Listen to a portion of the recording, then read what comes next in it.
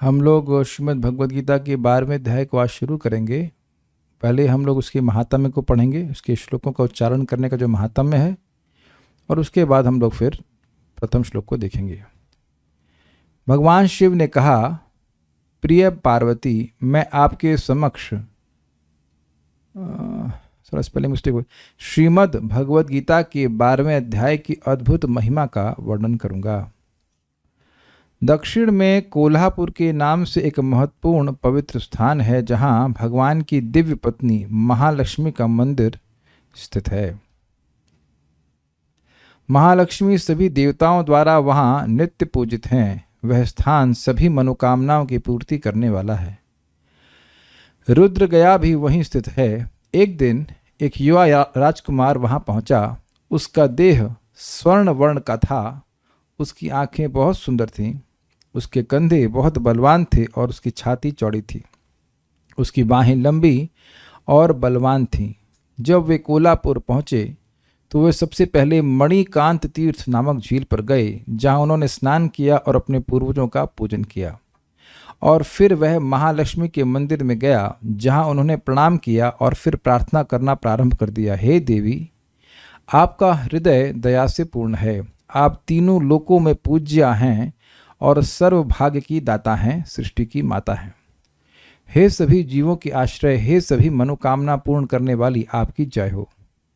आप तीनों लोकों का पालन करने वाले भगवान अच्युत की अद्भुत शक्ति हैं। आप सर्वोच्च देवी हैं। हे भक्तों की रक्षक, आपकी जय हो। हे देवी, ये आप ही हैं जो भक्तों की इच्छाओं को पूर्ण करती हैं और उन्हें भगवान अच्युत की सेवा में संलग्न करती हैं। आप शाश्वत हैं एवं सभी पतित आत्माओं के उद्धारक हैं, आपकी जय हो। हे देवी, तीनों लोकों के कल्याण और सुरक्षा के लिए आप अंबिका, ब्राह्मी, वैष्णवी, माहेश्वरी, वराही, महालक्ष्मी, नरसिंही, इंद्री, कुमारी, चंडिका, लक्ष्मी, सावित्री, चंद्रकला, रोहिणी, परमेश्वरी जैसे कई रूप धारण करती हैं। आपकी जय हो। आपकी महिमा अनंत है। मुझ पर कृपा करें। जब महालक्ष्मी ने उन प्रार्थनाओं को सुना तो वह बहुत प्रसन्न हुई और राजकुमार से कहा, हे राजकुमार, मैं तुमसे बहुत प्रसन्न हूँ। कृपया मुझसे अपने हृदय की इच्छा अनुसार कोई भी वरदान मांगो। उस राजकुमार ने कहा, हे तीनों लोगों की माता, मेरे पिता राजा बृहद्रथ अश्वमेध नामक प्रसिद्ध यज्ञ कर रहे थे, लेकिन उस यज्ञ को पूर्ण करने से पहले ही रोग के कारण उनकी मृत्यु हो गई। और इससे पहले कि मैं उस अश्वमेध यज्ञ को पूर्ण कर पाता, किसी ने उस घोड़े को चुरा लिया जो पूरे विश्व में यात्रा कर उस अश्वमेध में बलिदान के लिए शुद्ध किया गया था। और मैंने उस घोड़े की खोज में सभी दिशाओं में लोगों को भेजा, लेकिन वे उसे ढूंढने में असमर्थ रहे। तब मैंने पुरोहित से आज्ञा ली कि मैं यहाँ आकर आपसे सहायता हेतु प्रार्थना करूं, और यदि आप मुझ पर प्रसन्न हैं तो कृपया मुझे बताएं कि मैं उस घोड़े को कैसे वापस ला सकूं और अग्नि यज्ञ को पूरा करके अपने पिता की इच्छा पूरी कर सकूं। महालक्ष्मी ने कहा, हे सुशील राजकुमार, मेरे मंदिर के द्वार पर एक श्रेष्ठ ब्राह्मण रहता है जिसे सिद्ध समाधि के नाम से जाना जाता है। वह आपकी इच्छा पूरी करने में सक्षम होगा। जब राजकुमार ने महालक्ष्मी के इन शब्दों को सुना तो वह उस स्थान पर गया जहां सिद्ध समाधि रहते थे और उन्हें प्रणाम किया। प्रणाम करने के पश्चात वे हाथ जोड़कर चुपचाप सिद्ध समाधि के सामने खड़े हो गए। सिद्ध समाधि ने तब कहा, आपको यहाँ महालक्ष्मी देवी के द्वारा भेजा गया है, इसलिए मैं आपकी इच्छा पूर्ण करूंगा। फिर कुछ मंत्रों का जाप करके सिद्ध समाधि सभी देवताओं को अपने समक्ष ले आए। उस समय राजकुमार ने देखा कि सभी देवता सिद्ध समाधि के समक्ष उनके निर्देश की प्रतीक्षा करते हुए खड़े हैं। तब सिद्ध समाधि ने उन देवताओं से कहा, हे देवों, इस राजकुमार का घोड़ा जिसे उसने अपने यज्ञ के लिए तैयार रखा था, रात में देवराज इंद्र ने चुरा लिया था। कृपया उस घोड़े को अभी वापस ले आए। तुरंत वे दो देवता उस घोड़े को उनके सामने ले आए, जिसके बाद सिद्ध समाधि ने उन्हें विदा कर दिया। जब राजकुमार ने इन सभी अद्भुत घटनाओं को देखा तो वह सिद्ध समाधि के चरणों में गिर गया और उनसे जिज्ञासा करी, आपने ऐसी शक्ति कैसे प्राप्त की है जिसे मैंने किसी और के पास होते हुए न देखा न सुना है? हे महान संत, कृपया मेरा अनुरोध सुने। मेरे पिता राजा बृहद्रथ अश्वमेध यज्ञ प्राप्त करते हुए अकस्मात मृत्यु को प्राप्त हो गए, अतः मैंने उनके देह को उबले हुए शुद्ध तेल में रखा है। कृपया यदि आप चाहें तो उन्हें फिर से जीवित कर दें। यह सुनकर सिद्ध समाधि ने थोड़ा हंसते हुए कहा, चलो उस स्थान पर चलते हैं जहां आपने अपने पिता के शरीर को रखा है। जब वे उस स्थान पर पहुंचे तो सिद्ध समाधि ने अपने हाथ में थोड़ा पानी लिया और कुछ मंत्रों का जाप करते हुए उन्होंने राजा बृहद्रथ के मृत शरीर के सिर पर पानी का छिड़काव किया। जैसे ही पानी ने उनके सिर का स्पर्श किया, राजा उठ बैठे और सिद्ध समाधि से पूछा, हे महान भक्त, आप कौन हैं? राजकुमार ने तुरंत अपने पिता को सभी घटनाओं के बारे में सूचित किया जो हुई थीं। जब राजा ने उस कथा को सुना तो उन्होंने बारंबार सिद्ध समाधि को प्रणाम किया और उन्होंने उनसे पूछा, ऐसी दिव्य शक्तियों को प्राप्त करने के लिए उन्होंने क्या तपस्या की थी? राजा के प्रश्न सुनकर सिद्ध समाधि ने उत्तर दिया, मेरे प्रिय राजा बृहद्रथ, मैं प्रतिदिन श्रीमद् भगवद गीता के 12वें अध्याय का पाठ करता हूँ। उस महान भक्त के वचनों को सुनकर राजा ने सिद्ध समाधि से श्रीमद् भगवद गीता के 12वें अध्याय को सीखा। कालांतर में राजा और उनके पुत्र ने भगवान कृष्ण के चरण कमलों को प्राप्त किया। श्रीमद् भगवद गीता के 12वें अध्याय का प्रतिदिन पाठ करके कई अन्य व्यक्तियों ने भगवान कृष्ण के चरण कमलों की भक्ति का सर्वोच्च लक्ष्य प्राप्त किया है।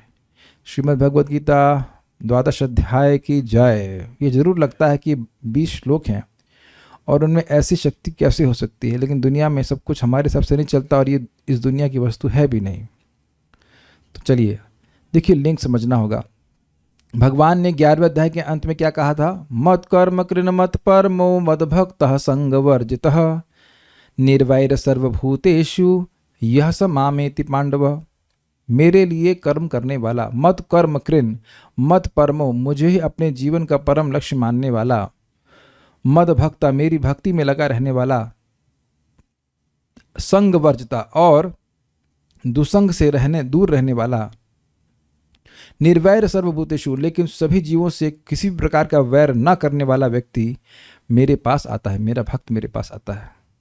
तो अर्जुन ने अब यहां पर एक प्रश्न किया, एवं सतत युक्ता, ये जो इस प्रकार आप में सतत युक्त रहते हैं।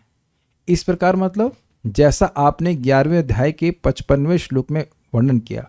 वहां पे 11वां 12वें का अंतर नहीं है, लेकिन यहां आप समझ सकते हैं कि इस प्रकार जैसे भगवान ने बोला मत कर्म कृन मत परमो मद भक्त संग वर्जित इत्यादि, इस प्रकार से जो मेरी भक्ति करता है मेरे पास आता है। तो वहां पे अर्जुन अब प्रश्न करते कि एवं, इस प्रकार जैसा आपने अभी कहा, इस प्रकार जो आपकी भक्ति में लगे रहते हैं वे, या जो निर्विशेष ब्रह्म की उपासना करते हैं वे, उनमें से कौन श्रेष्ठ है? लिंक समझ पा रहे हैं? 11वें अध्याय के अंत में भगवान ने क्या कहा? अनन्य भक्ति के द्वारा मुझे जाना जा सकता है। पर अनन्य भक्ति का स्वरूप बता दिया कि मेरे लिए ही कर्म करने वाला, मुझको ही जीवन का परम लक्ष्य मानने वाला, मेरी भक्ति में लगा रहने वाला, संग से वर्जित और सभी मनुष्यों, सभी जीवों के प्रति निर्वैर होने वाला व्यक्ति मेरे पास आता है। तो कहते इस प्रकार का जो भक्त है, एक वो कैटेगरी हो गई, इस प्रकार के जो भक्त हैं कहना चाहिए, और जो निर्विशेष की उपासना करते हैं, उन दोनों में से कौन श्रेष्ठ है? क्या आप लिंक समझ आ रहे हैं ना? जिस प्रकार से भक्ति करने का वर्णन आपने 11वें अध्याय के 55वें श्लोक में कहा, उस प्रकार से भक्ति करने वाले श्रेष्ठ हैं, या जो कुछ लोग निर्विशेष ब्रह्म की उपासना करते हैं वह श्रेष्ठ है? इस पे ही तो झगड़ा चलता है। झगड़ा तो इसी बात पे चलता है कि कौन श्रेष्ठ है। देखिए, निर्विशेष की उपासना करना बड़ा कठिन है और भक्ति की क्रियाएं बहुत सहज हैं। इसलिए हम भक्तों को भी ये भ्रांति शायद हो जाए कि अरे ये इतनी सरल क्रिया करने वाला व्यक्ति कोई विशेष कैसे हो सकता है। अब 1 घंटा भर गीता पढ़ ली तो क्या उसमें बड़ी विशेष बात है? ये प्रसाद भोग लगा के खा रहा है, कौन सी बड़ी बात है? निर्विशेषवादी तो पूरा जीवन इसी बात में हैरान रहेंगे कि गजब हैरान हूँ भगवान, तुम्हें कैसे रिझाऊं मैं भी ब्रह्म, तुम भी ब्रह्म, तुमको मैं कैसे इस रोटी भी ब्रह्म, तो मैं आपको कैसे अर्पित करूं? तो जीवन में कभी भी वह भगवान को भोग नहीं लगा पाएंगे। Can you see their misfortune? पूरा जीवन यही मानते बैठे रहेंगे कि मैं ही वही भगवान है। तो भगवान की शरणागति तो थ्योरी में भी स्वीकार नहीं कर पाएंगे। हम भक्तों के सामने, एटलीस्ट मैं अपनी बात कर रहा हूँ, समस्या ये होती है कि कभी कभी हम शरणागत होते हैं, कभी कभी नहीं होते हैं। लेकिन शरणागति स्वीकार करने की भावना से विरोध नहीं है। इंद्रियां खींच ले जाए एक अलग बात है, लेकिन ऐसा नहीं कि शरणागत होना नहीं चाहते हैं, लेकिन इनके मन में तो शरणागति की भावना ही नहीं भगवान के प्रति, वे निर्विशेष में आसक्त हैं। तो प्रश्न बड़ा, उर्दू में कहें, संगीन है, गंभीर है, और हम सभी भक्तों के लिए बहुत महत्वपूर्ण है कि व्हाट इज मोर इम्पॉर्टेंट। जब भगवान निर्णय दे देंगे तो उसके बाद कोई निर्णय, किसी और व्यक्ति का मत महत्व नहीं है। तो सुनते हैं, पहले प्रश्न सुन लेते हैं, मेरे पीछे बोलिए। अर्जुन उवाच अर्जुन उवाच एवं सततयुक्ता ये भक्तास्त्वां पर्युपासते एवं सततयुक्ता ये भक्तास्त्वां पर्युपासते ये चाप्यक्षरम् अव्यक्तं तेषां के योगवित्तमाः ये चाप्यक्षरम् अव्यक्तं तेषां के योगवित्तमाः एवं सततयुक्ता ये भक्तास्त्वां पर्युपासते एवं सततयुक्ता ये भक्तास्त्वां पर्युपासते ये चाप्यक्षरम् अव्यक्तं तेषां के योगवित्तमाः ये चाप्यक्षरम् अव्यक्तं तेषां के योगवित्तमाः एवं सततयुक्ता ये भक्तास्त्वां पर्युपासते एवं सततयुक्ता ये भक्तास्त्वां पर्युपासते ये चाप्यक्षरम् अव्यक्तं तेषां के योगवित्तमाः ये चाप्यक्षरम् अव्यक्तं तेषां के योगवित्तमाः। बोलिए। अर्जुन उवाच अर्जुन उवाच एवं सततयुक्ता ये भक्तास्त्वां पर्युपासते एवं सततयुक्ता ये भक्तास्त्वां पर्युपासते ये चाप्यक्षरम् अव्यक्तं तेषां के योगवित्तमाः ये चाप्यक्षरम् अव्यक्तं तेषां के योगवित्तमः। अर्जुन ने पूछा, जो आपकी सेवा में सदैव तत्पर रहते हैं या जो अव्यक्त निर्विशेष ब्रह्म की पूजा करते हैं, उन दोनों में से किसे अधिक पूर्ण या सिद्ध माना जाए? प्रश्न बहुत स्पष्ट है, उसका उत्तर भी स्पष्ट है, फिर भी लोगों को स्पष्ट नहीं होता है। कौन तो मुझे बोल रहा था, आपने बोला था या किसी और ने बोला था, बताऊंगा भी। अर्जुन वाचा, अर्थ अर्जुन ने कहा एवं इस प्रकार से, इस प्रकार से मतलब जैसा आपने भी पिछले श्लोक में कहा उस प्रकार से। सतत युक्तः निरंतर आप में निष्ठा युक्त, मतलब लगातार आपकी सेवा में लगे हुए। यह एक और अर्थ है, जो आपके संग शाश्वत रूप से युक्त होना चाहते हैं, अर्थात अपने शाश्वत संबंध को जो आपसे जागृत करना चाहते हैं। ये भक्ता, जो भक्तगण हैं भाई, वो पिछले श्लोक में बिल्कुल स्पष्ट है कि मुझको ही अपने जीवन का परम लाभ मान रहे हैं। मत परमा, अर्थात अपने संबंध को भगवान से जागृत करना चाहते हैं, यही तो मतलब है ना। त्वाम पर्युपासते, आपकी उपासना करते हैं। परितः उपासते मतलब बहुत बढ़िया से उपासना करते हैं, मन वचन और शरीर तीनों को लगाते हैं। यह क्यों बोलना जरूरी है? कुछ लोग कहते हैं कि मन में भोग लगाएंगे, मन में जप करेंगे। नहीं, भोग लगाने के लिए मन में नहीं कहते, क्योंकि खाना भी खाने को नहीं मिलेगा ना। सॉरी, मन में जप करो, तो जप मन में करेंगे और भोग लगाएंगे पेट को बढ़िया से, तो ये गलत बात है। कुछ लोग कहते हैं बस मन में भक्ति होनी चाहिए। नहीं, मन से, शरीर से, वाणी से, हर प्रकार से भगवान की सेवा करते हैं। ये परितः उपासते का अर्थ है।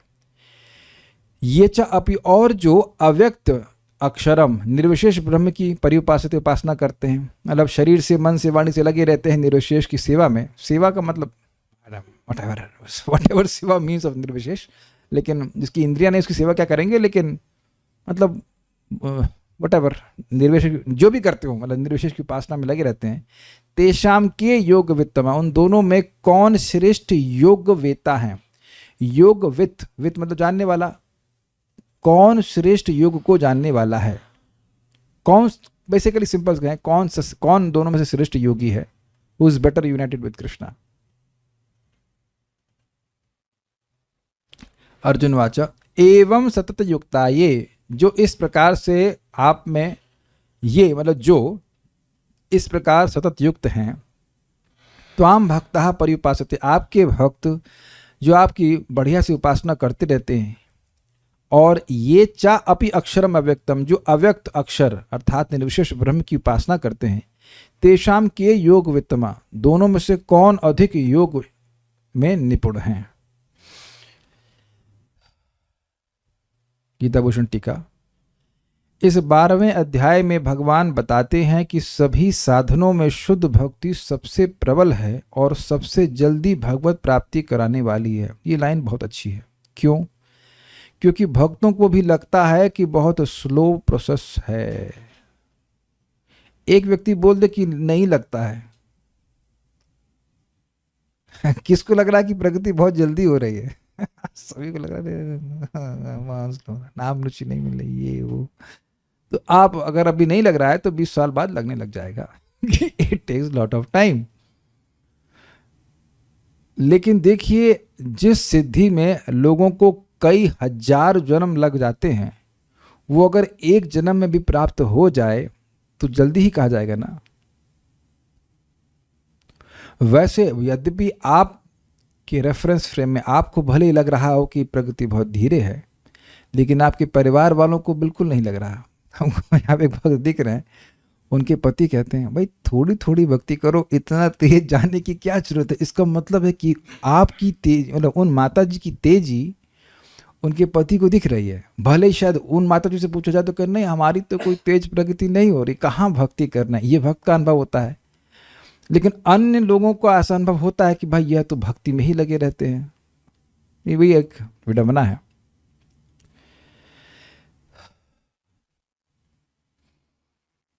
यद ब्रह्म साक्षाद कृतिनिष्ठयापि विनाशमायाति विना न हो गई, अपैति नाम स्फुरणे न तत्ते प्रारब्ध कर्मेति विरौति वेदः।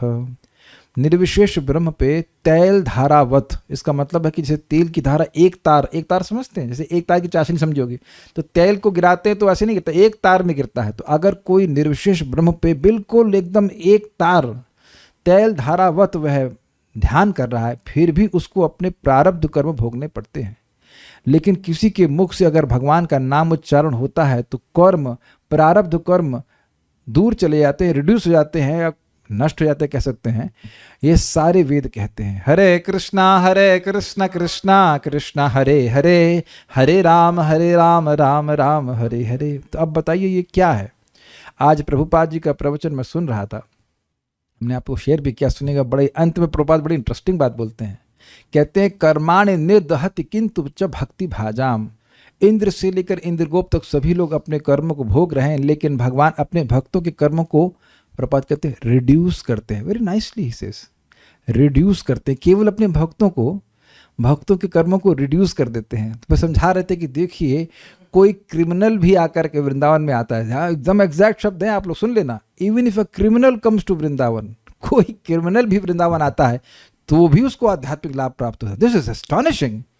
क्रिमिनल भी अगर वृंदावन आता है तो भी उसे लाभ होता है। लेकिन अगर यहाँ कोई व्यक्ति क्रिमिनल कार्य करता रहता है तो उसको एक जन्म के लिए कुत्ता, ऑप्शन सेलेक्ट कर सकता है, मतलब सुअर, कुत्ता और जो भी बंदर बनने का दंड मिलता है। लेकिन वहाँ सुन लीजिएगा, वहाँ पे भी उस योनि में भी वह आध्यात्मिक प्रगति करता रहता है।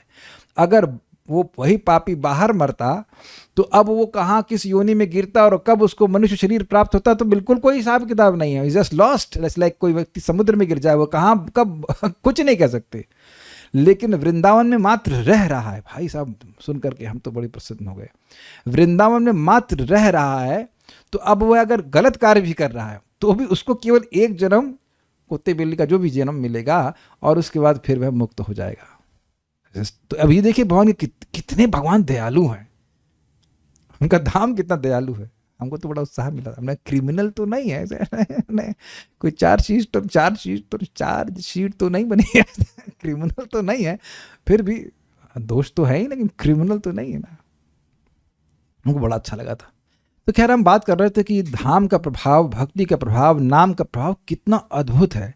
ऐसा प्रभाव निर्विशेष ब्रह्म की उपासना करने वालों को नहीं मिलता है। ये बोल रहे हैं कि 12वें अध्याय में बात स्थापित की जा रही है कि भक्ति सर्वश्रेष्ठ, बहुत सबसे जल्दी प्रदान लाभ देने वाली है। बड़े उत्साह के संग करना चाहिए। और एक और बात है कि जो व्यक्ति हवाई जहाज में बैठा है, अब इस जगत में अगर देखें तो हवाई जहाज सबसे फास्ट तरीका है कम्यूट करने का, कहीं से इधर से उधर जाने का। तो जो हवाई जहाज में बैठा होता है उसको नहीं लगता है कि वो बहुत तीव्रता से अपने गंतव्य को जा रहा है। लेकिन अन्य लोग समझते हैं कि भाई ये तो 1 घंटे में दिल्ली से बेंगलोर पहुंच जाएगा, या 1 नहीं 2 घंटे में मान लीजिए, और नहीं तो 36 घंटे लगते हैं। तो कहाँ 36 घंटे और कहाँ 2 घंटे, बहुत अंतर आ गया कि नहीं। तो ये बात समझनी चाहिए। भगवद गीता के दूसरे और उसके बाद 6ठे अध्याय तक एक विशेष पथ का वर्णन किया गया, जिसमें पहले साधक जीवात्मा को समझता है और अनुभव करता है, और उसके बाद वह भगवान पर ध्यान करता है जो अंशी हैं। अंशी हैं मतलब जिनका अंश जीवात्मा है। यह उन श्लोकों से सूचित हुआ, यथा अविनाशी तो तद्विद्धि, भगवद गीता 2.17। ये भगवान ने जब बताया था अविनाशी तो तद्विद्धि ये ना सर्वम इदम ततम, जिसके द्वारा ये पूरा शरीर व्याप्त है उसको तुम अविनाशी जानो। ये है जीवात्मा की चेतना। एक भक्त प्रश्न कर रहे थे कि आत्मा की हम प्रत्यक्ष का अनुभव कैसे करें? बुद्धि के द्वारा? Not exactly. आत्मा का अनुभव आप करते हो चेतना के द्वारा। मैंने पहले भी उनके प्रश्न का उत्तर दिया था, शायद सुन नहीं पाए, अब फिर उत्तर दे रहा हूँ। आत्मा का अनुभव आप चेतना के द्वारा करते हो, कॉन्शियसनेस, और वो कॉन्शियसनेस आपके पूरे शरीर में व्याप्त रहती है। तो बस इसी के द्वारा आप अनुभव करते हो आत्मा का। ठीक है। 7वें अध्याय से लेकर 11वें अध्याय में एक दूसरे पथ का वर्णन हुआ जिसमें जीव के स्वरूप को समझा गया। 7वें अध्याय में वहां ने बताया था ना कि अपर ये मितस्त्वन्याम प्रकृति विद्धि में पराम जीवभूत महाबाहो येदम धारिते जगत। इस भौतिक प्रकृति से परे मेरी एक जीव शक्ति है जो मेरी शक्ति है और जगत को धारण कर रही है। यानी इससे हम क्या समझते हैं? हम सब लोग किसके हैं? भगवान श्री कृष्ण के हैं। अविनाशी तो तद्विद्धि से हम यह नहीं समझ रहे कि हम भगवान के हैं, इतना समझ रहे कि हम आत्मा हैं। दूसरे अध्याय 2.17 से आप यह समझ रहे हो कि वह आत्मा हो, लेकिन यह नहीं समझ रहे हो कि आप भगवान के हो। तो 7वें अध्याय में और क्लियर किया कि आत्मा की शक्ति है किसकी? ये भगवान की शक्ति है। ठीक, इसलिए उन पर निर्भर है और उनका सेवक है। भगवान का अंश है, जीव भगवान का अंश है, इसलिए उन पर निर्भर उनका सेवक है। और यह समझकर श्रवण आदि के माध्यम से अपने स्रोत अंशी भगवान कृष्ण पर ध्यान लगाने की प्रक्रिया का वर्णन हुआ। इस प्रक्रिया का वर्णन मय्यासक्त मनः पार्थ योगम युंजन मदाश्रय असंशयम समग्रम माम यथा ज्ञासी तत्शृणु आदि श्लोकों में हुआ है। थोड़ा समझने का प्रयास कीजिए। दूसरे अध्याय में बताया गया कि भाई तुम अगर 2.39 था, क्या श्लोक था वो? 2.39 क्या श्लोक था? नेहा विक्रम से पहले वाला श्लोक था, उसको कई बार चर्चा किए थे, अभी भूल गया एकदम। क्या था? एषा ते विहिता सांख्ये बुद्धिर योगे तमाम शृणु बुद्धिया युक्तो या पार्थ कर्म बंधम प्रहाससी। 2.39 है। तो उसमें भगवान ने कहा कि देखो, अगर मैं तुम्हें आत्मा का ज्ञान दिया, तुम उसका अनुभव नहीं कर पा रहे हो, तो तुम मैं बुद्धि योग, मैं कर्म योग का बात बता रहा हूँ जिसके द्वारा तुम आत्मा का अनुभव कर सकते हो। तो वहाँ व्यक्ति पहले आत्मा का अनुभव करने पे लगता है, लेकिन 7वें अध्याय में जो पहले श्लोक में बताया गया, वहाँ भगवान यह ज्ञान दे रहे जिससे भगवान का अनुभव सीधे हो जाए। निष्काम कर्म योग से भगवान का अनुभव नहीं होता है, निष्काम कर्म योग से आत्मा का अनुभव होता है। क्लियर? और निष्काम योग, ज्ञान योग, फिर अष्टांग योग, फिर भक्ति योग करता है, लेकिन निष्काम कर्म योग से आत्मा का अनुभव होता है। और भगवान ने जो 7.1 में शुद्ध भक्ति का मार्ग बताया, मैया आसक्त मना पार्था, मुझ में आसक्त मना होकर के, योगम युंजन मदाश्रय, योग से युंजित होकर के, मेरा आश्रय लेकर के, असंशयम समग्र माम, बिना संशय के तुम जैसे मुझको जान सकोगे, यथा ज्ञास्यसि तच्छृणु, तुम मुझसे सुनो। मतलब सीधे श्रवण कीर्तन का मार्ग जिसमें भगवान के स्वरूप का वर्णन होता है, उनके ऐश्वर्यों का वर्णन होता है, भगवान की भक्ति व्यक्ति करता है, उससे सीधे भगवान का बोध होता है। ये दो पथ दिख गए आपको अलग अलग। ये शुद्ध भक्ति का पथ है जिसमें हम भगवान के बारे में श्रवण कीर्तन करते हैं। कुछ कठिनाई पढ़ चुके हैं, जो लोग पढ़ते आए हो समझ में आ रहे हो। इन्हीं 6 अध्यायों में योग मिश्रित भक्ति का भी वर्णन हुआ। यथा प्रयाण काले, ये 8वें अध्याय में हुआ था। प्रयाण काले मनसा चलेना भक्त्या युक्तो योग बलेन चैव भ्रुवोर मध्य प्राणमावेश सम्यक सतम परम पुरुषमपैति दिव्यम। तो कहते हैं वहाँ पे प्रयाण काले, शरीर छोड़ते समय, प्रयाण काले मनसा अचलेना, अचल मन के द्वारा, प्रयाण काले मनसा चलेना भक्त्या युक्तो योग बलेन चैव, भक्ति से युक्त होकर के और योग बल से, यानी अष्टांग योग के अभ्यास के द्वारा, भ्रुवोर मध्य प्राणमावेश सम्यक, अपने प्राण को भ्रुवों के मध्य में स्थित करके, सतम पुरुषम, भ्रुवोर मध्य प्राणमावेश सम्यक सतम पुरुषम, सतम परम पुरुषम उपैति दिव्यम। और अब व्यक्ति अगर शरीर त्यागता है तो वह परम पुरुष की प्राप्ति करता। तो इसमें अष्टांग योग का मिश्रण है। समझ में आ गई बात? तो योग मिश्रित भक्ति का भी वर्णन हुआ। भक्ति है लेकिन उसमें अष्टांग योग का वर्णन है, मिश्रण है। 7.1 में शुद्ध भक्ति का वर्णन है। केवल भगवान में भक्त भगवान में आसक्त है, भगवान का श्रवण कीर्तन करता है, वो अष्टांग योग का अभ्यास नहीं करता है। आई hope this is very clear. Okay. ज्ञान मिश्रित भक्ति का वर्णन भी इन श्लोकों में हुआ। यथा ज्ञान यज्ञेन चाप्यन्ये यजन्तो माम उपासते एकत्वेन पृथक्त्वेन बहुधा विश्वतो मुखम। तो ज्ञान योग का भी, यानी ज्ञान योग का भी अभ्यास, ज्ञान मिश्रित भक्ति का अभ्यास बताया गया भगवत गीता 9.15 में। छठे अध्याय के अंत में और मध्य 6 अध्यायों के पहले उन भक्तों की शुद्ध भक्ति का वर्णन हुआ जो एकांतिक रूप से भगवान में आ सकते हैं। योगिनाम अपि सर्वेषां मद्गतेन अंतरात्मना श्रद्धावान भजते यो माम समय युक्त तमो मतः। सारे योगियों में वह योगी सर्वश्रेष्ठ है जो बड़ी श्रद्धा से अपने हृदय में मेरा स्मरण करता है। तो यानी छठा अध्याय का अंत और 7वें अध्याय की शुरुआत से पहले ये बात बोली गई। यह भी वर्णन हुआ कि ऐसे भक्त तो सर्वश्रेष्ठ होते हैं। तो बेसिकली बात तो बड़ी क्लियर है।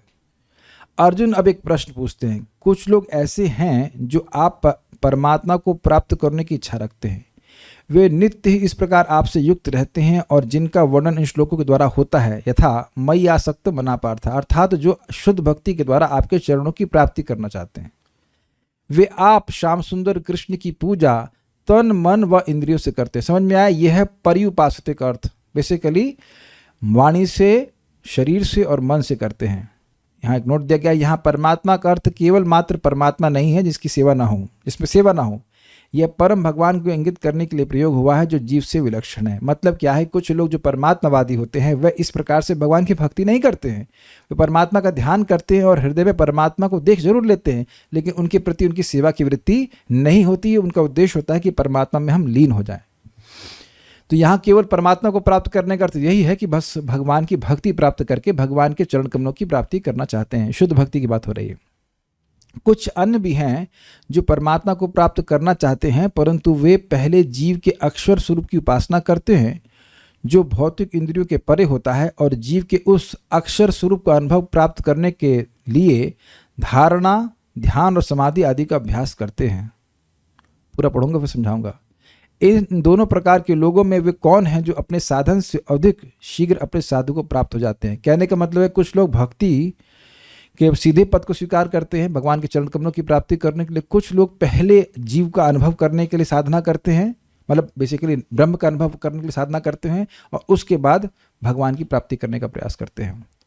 अर्थ यह है कि एक प्रक्रिया है जिसमें भगवान की प्राप्ति से पहले आत्मा का अनुभव प्राप्त किया जाता है और उसके बाद भगवान पर ध्यान किया जाता है। क्योंकि जीव बंधन का कारण है, इसलिए आत्मा के अनुभव से व्यक्ति विघ्नों को पार कर जाता है और उसके बाद भगवान को प्राप्त होता है। ये क्या बोल गए, समझ नहीं आया। जीव कैसे बंधन कारण हो जाएगा? भाई, जो जीव अपने को नहीं समझ रहा है वह तो भोगों में ही प्रवृत्त होगा, वासनाओं से लिप्त, तो वह तो बार बार अपने ही बंधन का कारण बनेगा, ये अर्थ है। और जब वह अपने आत्मा का अनुभव कर लेगा तो कम से कम अब इस जगत में के भोगों में प्रवृत्त नहीं होगा। उसके बाद वह योग्य बन जाएगा कि भगवान का अनुभव करे। ये हम लोग ने योगा लेटर में पढ़ा था। पहले व्यक्ति निष्काम कर्म योग करता है, उसके बाद वह ज्ञान योग करता है, फिर अष्टांग योग करता है, और उसके बाद फिर अष्टांग योग से वह भगवान का ध्यान करने का प्रयास करता है, फिर आगे जाके वह भक्ति योग करता है। तो इसमें और दूसरा व्यक्ति जो शुद्ध भक्ति कर रहा, कौन श्रेष्ठ है? ये एक सनिष्ठ भक्त की साधना का वर्णन है। सनिष्ठ भक्त क्या होता है? सनिष्ठ भक्त जो है वह पहले निष्काम कर्म योग करता है, फिर ज्ञान योग करता है, फिर अष्टांग योग करता है और फिर भक्ति योग करता है। लेकिन इस भक्ति योग से, ध्यान दीजिएगा, उसे भगवान के ऐश्वर्यमय रूप का बोध होता है।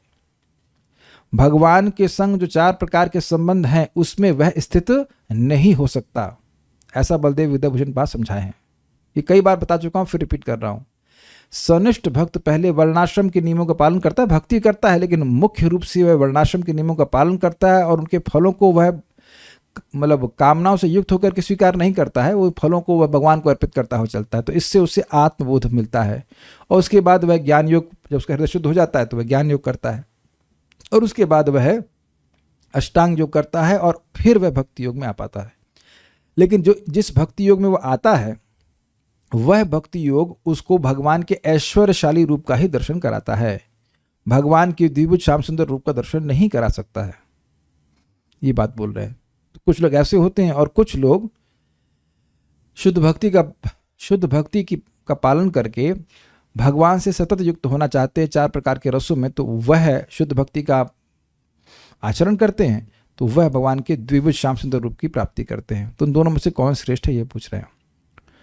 परंतु क्योंकि निरूप व अति सूक्ष्म जीव पर ध्यान करना कठिन है, तो क्या इस प्रकार के ध्यान के द्वारा साध्य की प्राप्ति संभव है? कहने का मतलब है कि भाई भगवान का स्वरूप तो आप देख रहे हो, विग्रह के रूप में, तो भगवान पे ध्यान लगा सकते हो, अपने पे कैसे ध्यान लगाएंगे? प्लीज अपने पे कैसे ध्यान लगाएं? अगर हम अपनी बात करें तो तुरंत अपना देह को मानने लग जाएंगे। तो देह तो वैसे ही दिख रहा है, देह का ध्यान तो हम लोग को वैसे ही रहता है, तो देह पे ध्यान लगाने की बात थोड़ी ना हो रही है। आत्मा पे कैसे ध्यान लगाएंगे? अभी समझ में आई डिफिकल्टी? आप कहते हो कि श्याम सुंदर पे मन नहीं लगता, लेकिन श्याम सुंदर हैं तो सही कम से कम सामने। मन लगाने वाली वस्तु तो है, लेकिन आत्मा की तो वस्तु ही नहीं है। वस्तु नहीं मतलब 1/10,000 टिप ऑफ हेयर, बाल के अग्रभाग के 10,000वें हिस्से पे आप ध्यान कैसे लगाओगे? बताओ, बड़ा कठिन हो जाएगा, वेरी डिफिकल्ट। परंतु हरि भक्ति सर्व विघ्न विमर्दनी है, अर्थात सभी विघ्नों को नाश करने वाली। अनर्थ उपशमो साक्षात भक्ति योगम अधोक्षजे, सारे अनर्थों का नाश भगवान की भक्ति से हो जाता है, साक्षात भक्ति से हो जाता है, डायरेक्ट भक्ति से हो जाता है। और भगवान श्री हरि की प्राप्ति कराने वाली भक्ति का अभ्यासक पूरी तरह से इसमें निरत हो जाता है, मतलब लगा रहता है। इन दो प्रकार के लोगों के द्वारा जो साधन स्वीकार किए जाते हैं, उनमें से सर्वश्रेष्ठ साधन कौन सा है, यह आप मुझे कृपया बताइए। वैसे तो बुद्धिमान भक्तों को समझ में आ गया आपको कौन सा साधन श्रेष्ठ है, लेकिन प्रश्न किया जा रहा है। तात्पर्य, अब तक कृष्ण साकार निराकार एवं सर्वव्यापकत्व को समझा चुके हैं और सभी प्रकार के भक्तों और योगियों का भी वर्णन कर चुके हैं। सामान्यतः आध्यात्मवादियों को दो श्रेणियों में विभाजित किया जा सकता है, निर्विशेषवादी तथा सगुणवादी। सगुणवादी भक्त अपने सारी शक्ति से परमेश्वर की सेवा करता है। ये किसका अर्थ है? यह पर्युपासते का अर्थ है। निर्विशेषवादी भी कृष्ण की सेवा करता है, किंतु प्रत्यक्ष रूप से न करके वह अप्रत्यक्ष ब्रह्म का ध्यान करता है। ठीक है, इस अध्याय में हम देखेंगे कि परम सत्य की अनुभूति की विभिन्न विधियों में भक्ति योग सर्वोत्कृष्ट है। यदि कोई भगवान का सानिध्य चाहता है तो उसे भक्ति करनी चाहिए। जो लोग भक्ति के द्वारा परमेश्वर की प्रत्यक्ष सेवा करते हैं वे सगुणवादी कहलाते हैं। जो लोग निर्विशेष ब्रह्म का ध्यान करते हैं वे निर्विशेषवादी कहलाते हैं। यहाँ पर अर्जुन पूछता है कि इन दोनों में से कौन श्रेष्ठ है। यद्यपि परम सत्य के साक्षात्कार के अनेक साधन हैं, किंतु इस अध्याय में कृष्ण भक्ति योग को सबों में श्रेष्ठ बताते हैं। बिल्कुल स्पष्ट तात्पर्य है, कुछ व्याख्या की जरूरत ही नहीं है। यह सर्वाधिक प्रत्यक्ष है और ईश्वर का सानिध्य प्राप्त करने के लिए सबसे सुगम साधन है। और भगवान स्वयं इसको बोले हैं, प्रत्यक्षावगमम धर्म्यम सुसुखम कर्तव्यम। प्रत्यक्ष रूप से भगवान का बोध करने वाला है, अवगमम मतलब बोध कराने वाला है। प्रत्यक्षावगमम धर्म्यम धर्म का सार है, सुसुखम कर्तव्यम सुख पूर्वक संपादित होता है और अव्यय है, शाश्वत है।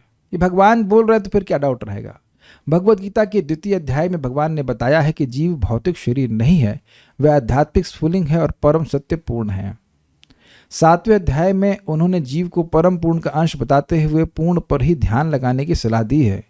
पुनः 8वें अध्याय में कहा है कि जो मनुष्य भौतिक शरीर त्याग करते समय कृष्ण का ध्यान करता है वह कृष्ण के धाम को तुरंत चला जाता है। यही नहीं, 6ठे अध्याय के अंत में भगवान स्पष्ट कहते हैं कि योगियों में से जो भी अपने अंतःकरण में निरंतर कृष्ण का चिंतन करता है वही परम सिद्ध माना जाता है। तो अब आप लोग समझ रहे हैं कि प्रभुपाद जी ने ये 4 बातें क्यों कही। जहां आत्मा के बोध की बात हुई तो वहां पे निष्काम कर्मियों के बारे में बात हुआ। 7वें अध्याय के पहले श्लोक में भगवान ने शुद्ध भक्ति का वर्णन किया। 8वें अध्याय में योग मिश्रित भक्ति का वर्णन किया। इस प्रकार से अलग अलग योग पथों का वर्णन भगवान ने किया। इस प्रकार प्रायः प्रत्येक अध्याय का यही निष्कर्ष है कि मनुष्य को कृष्ण के सगुण रूप के प्रति अनुरक्त होना चाहिए, क्योंकि वही चरम आत्म साक्षात्कार है। भगवान से बड़ा साक्षात्कार किसी का नहीं है। इतने पर भी ऐसे लोग हैं जो कृष्ण के साकार रूप के प्रति अनुरक्त नहीं होते। वे दृढ़तापूर्वक विलग रहते हैं, मतलब जान बिल्कुल दृढ़ है कि कृष्ण का भजन नहीं करना है। यहाँ तक कि भगवद गीता की टीका करते हुए भी वे अन्य लोगों को कृष्ण से हटाना चाहते हैं। मतलब खुद तो भगवान से हटे ही हैं और हम तो डूबेंगे सनम, तुमको भी ले डूबेंगे। सुना होगा आपने, हम तो डूब ही रहे हैं और अगर आप भगवान की भक्ति करना चाहोगे तो आपको भी दिमाग घुमा देंगे कि ना, निर्गुण निर्गुण निर्गुण ये रहता है। और उनकी सारी भक्ति निर्विशेष ब्रह्म ज्योति की ओर मुड़ते हैं। ये बहुत लोगों का प्रयास होता है। अगर आप लोगों को आज तक पता नहीं कोई मिला है कि नहीं मिला है, लेकिन आप जब तक भक्ति नहीं कर रहे थे तो वो कुछ प्रीचिंग नहीं कर रहे थे, लेकिन अगर आप भक्ति करने लग जाएंगे तो कहते हैं अरे अच्छा है, अभी तुम जिस लेवल पे हो वो बहुत अच्छा कर रहे हो। जब तुम ऊपर उठोगे थोड़ा तब समझा कि सब एक है। मतलब गलत नहीं है, सही है, सही कर रहे हो, लेकिन जिसको मानो भाई सो अच्छा है, सब बढ़िया है, हमें तो कोई अच्छी बात है, लगा हुआ है कम से कम। ऐसे ऐसे बड़ा ऐसे दिखाएंगे सब लोग बहुत वो बड़े उच्च स्तर पे हैं और हम लोग तो ऐसे मतलब नीचे ही कहीं टहल रहे हैं। अभी तो शुरू किया ऐसे करके बोलते हैं, एकदम ऐसे स्टाइल से बोलते हैं। ठीक है, वे परम सत्य के उस निराकार रूप का ही ध्यान करना श्रेष्ठ मानते हैं जो इंद्रियों की पहुंच के परे हैं और अप्रकट हैं। अब ये अद्भुत बात है भाई, हम लोग के सामने नाम तो प्रकट है, भगवान की कथा प्रकट है, भगवान का रूप भी प्रकट है, प्रसाद तो प्रकट है ही, सब कुछ तो प्रकट ही है। प्रकट मीन्स आपको आंखों के सामने है। क्या चीज़ है जो आपके आंखों के सामने नहीं है? सब कुछ तो है। फिर भी मन लगाने में जब कठिनाई होती है तो जो चीज़ बिल्कुल ना दिखे, जिसको ना सूंघ सके, ना देख सके, ना छू सके, कुछ कर ही ना सके, तो अब ऐसे व्यक्ति नहीं बोल सकते, ऐसे ब्रह्म पे ध्यान करना कितना कठिन हो जाएगा, विचार कीजिए। सोचिए जब मैं क्लास दे रहा हूँ तब सो जाते हैं लोग, और मैं चुप हो जाऊँ तब तो मैं भी सोऊंगा और आप लोग भी सो जाएंगे, है ना। ऐसे ध्यान शिविर में जहाँ सब चुपचाप बैठे, चुप, तो क्या किस पे, कौन व्यक्ति किस पे ध्यान कर रहा है, कैसे जानेंगे बताइए। मैं बोल रहा हूं तो ये तो समझ में आ रहा है ना कि मैं भगवान के बारे में बोल रहा हूं, या भगवान के बारे में बोल रहा हूं कि माया के बारे में बोल रहा हूं, उसका निर्धारण किया जा सकता है, ये तो प्रकट दिख रहा है। अब मैं बैठ के चुपचाप सोच रहा हूं तो क्या जाने क्या सोच रहे हैं, आज सब्जी कैसे बनेगी या रोटी, no we can just think anything. Maharaj ji बोल रहे थे, परम पूज्य वृंदावन चंद महाराज जी, कलयुग में ये मानसिक भक्ति का ज्यादा विश्वास नहीं किया सकता है। Very nice statement, very nice statement. क्योंकि मन इतना डिस्टर्ब है कि आप ये कहो कि मैं मन से भजन कर रहा हूं, बड़ा बड़ा उसमें संशय बना रहेगा। मन से, मन वो भी कलयुगाइट के मन, इसीलिए जीव से हरे कृष्णा कृष्णा कृष्णा हरे हरे, हरे राम राम राम हरे हरे। अच्छा, इसमें बात मैं बोल ही रहा हूँ, बड़ी अच्छी बात हो सकती है। आप लोगों को पता है सुन करके कि कलयुग चल रहा है, भगवान को सुनने की जरूरत है कि भगवान को पहले से पता है? भगवान को तो पहले से पता है। तो भगवान को पता है कि ये कलयुग का जीव है, उससे मन नहीं लगने वाला है, इसीलिए बोल रहे हैं कीर्तनीय सदा हरि। तुम बोलो, तुम्हारा मन लगे या ना लगे, लेकिन तुम्हारा बोलने से ही उद्धार हो जाएगा। This is very interesting. कभी सोचा इस तरह से आपने? आपको पता है कलयुग चल रहा है, कैसे कैसे पता राजकुमार प्रभु? सुन करके ना। तो आप तो, हम लोग जब पैदा हुए तो पैदा होते तो पता नहीं चला मम्मी कौन सा कलयुग, कौन सा युग चल रहा है। नहीं, हमको तो कई बार बताया गया, तब भी विश्वास नहीं होता है कि कलयुग चल रहा है। क्या मतलब कहने का अर्थ है कि विश्वास नहीं होता का मतलब है हम सोच रहे हैं कि और जन्म ले लेंगे, सब बढ़िया चलता रहेगा, जैसे अभी चल रहा है, जैसे अभी टमाटर मिल रहे हैं ऐसे आगे टमाटर मिलेंगे, कोई दिक्कत नहीं है। You know, like that everything will be all right. They will not be all right. Plastic के चावल और प्लास्टिक के टमाटर खाने पड़ेंगे आप अगली बार जन्म लिए तो खैर, कहने का बस सिंपल सा ये है कि भगवान जान रहे हैं कि कलयुग है, इसलिए ऐसा प्रोसेस दे रहे हैं कि हम लोग कर रहे, केवल बोलने मात्र। कीर्तनाद एव कृष्णस्य, शास्त्र का वचन है कि कीर्तन और स्मरण में कीर्तन श्रेष्ठ है। कहते हैं कि भगवान विष्णु का स्मरण भी पाप नाश करता है, लेकिन इसमें कोई संदेह नहीं, लेकिन बहुआयासेन साध्यते, बहुत प्रयास करने पर सिद्ध होता है, स्मरण नहीं होता है।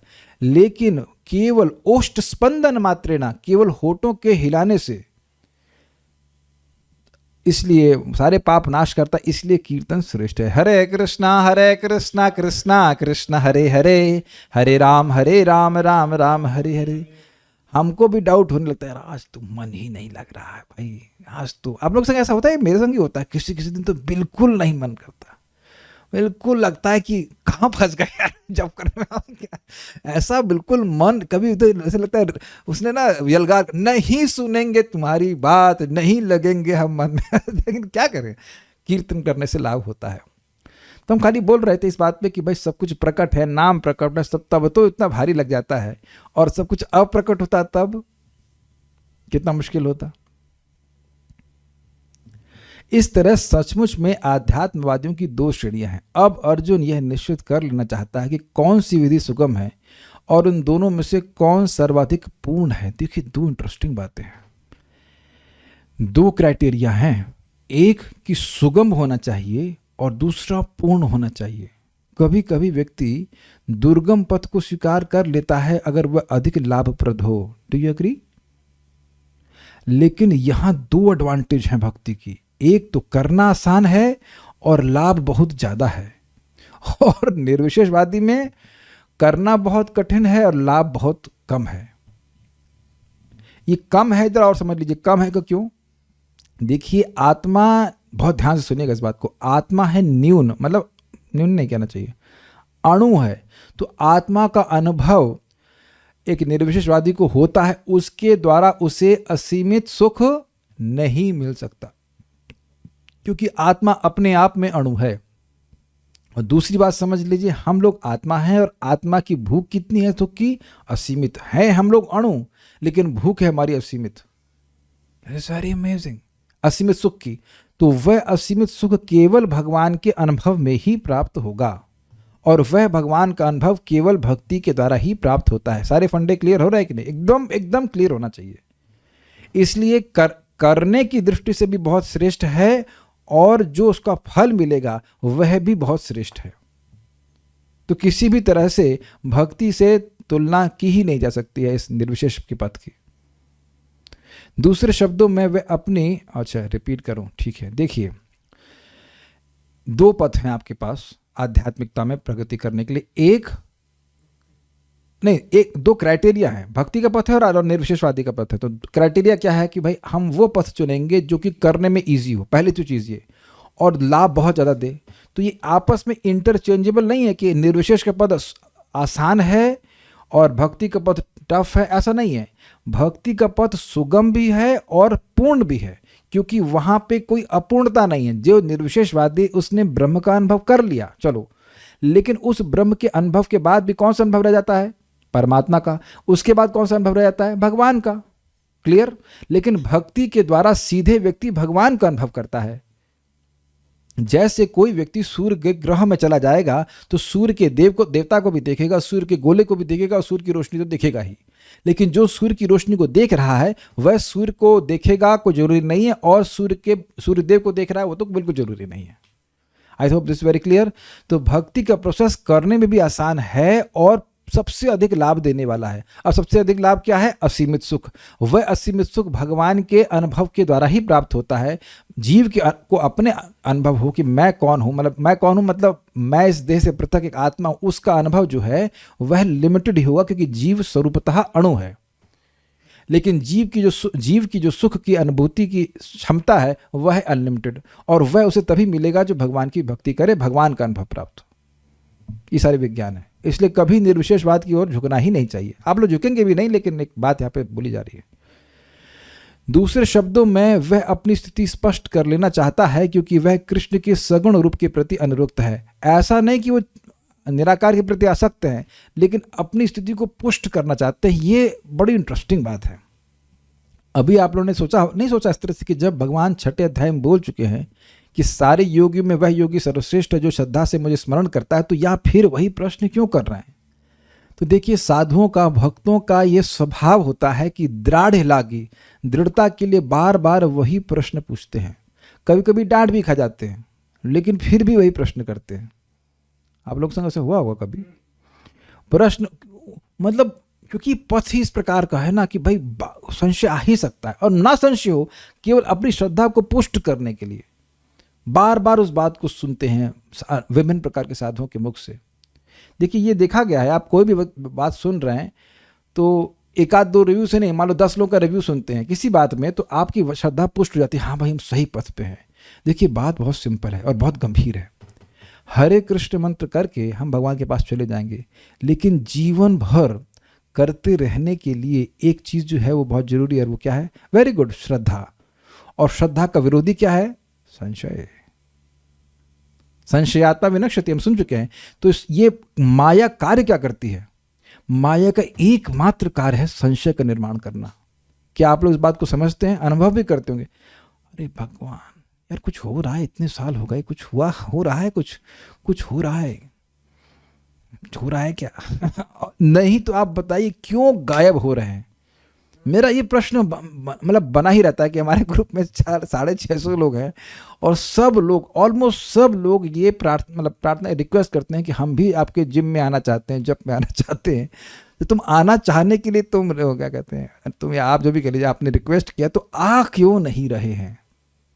आप लोग कभी सोचते नहीं कि भाई 660 है ना, 660 लोग, कितने लोग हैं, जो भी 600 से ऊपर लोग हैं, तो आ क्यों नहीं रहे हैं? चलो जब मैंने तो कथा में आओ, कथा में कभी देखिए आपको 600 लोग, 610 लोग हैं, कभी देखिए आप लोग ना?